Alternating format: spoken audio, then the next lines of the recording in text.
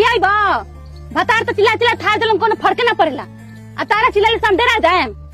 रुका तारे का बताओ तनी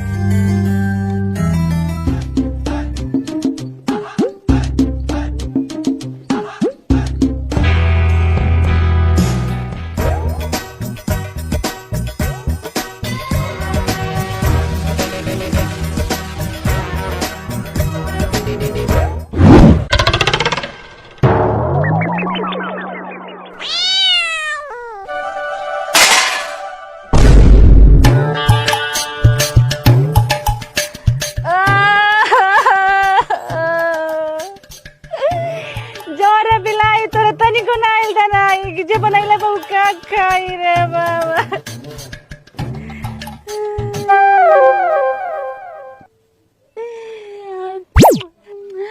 कितना अच्छा बन रहा रे यही जब तोर सास बोली भाग के चली आई है घर में कोनो कमी बा एगो पतो के बसैले बानी देखो तरी कितनो बोले नी डांटे नी कि भाग जाओ भागतिया हम तो सोचता नी कि यही जे तोरा के बसा दी अहिले माई मुर्गा भौजी पे ठैली ह कहली ह कि आमा जी सुगल बनी खा पी के हड्डी मजबूत करी अरे हे ओकर इतना बड़का दिल कहिया हो गल रे उ तो हती चुको ना 4 दिन में क बार विचार करे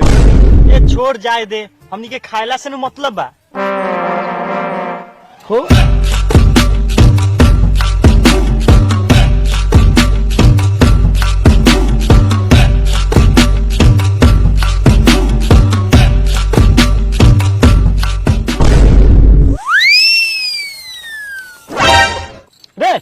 होने का देखते रे बार बार देखत नहीं मैं कि कुत्ता ने खसन हुआ है हड्डिया दे देती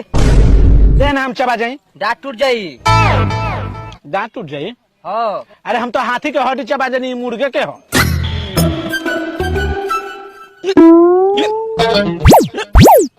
अटक गल नु मुंह में खत्म होत नहीं खिया ठूस जाता रू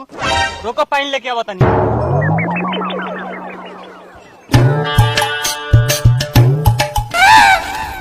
भाई रे मैं दाल लगल हम जाता नहीं जो जो तोरा खीवा सोखेला ना तो ले गाछ लग जाला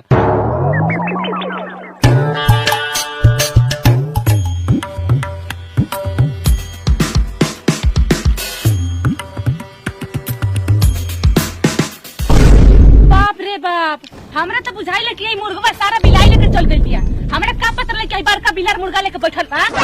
रे तो तेनु भेजले खाए खातिर कि अम्मा जी कमजोर हो गल बड़ी तू का से कमजोर लागत रू हो खा खा के तो पेट निकाल लेले बड़ू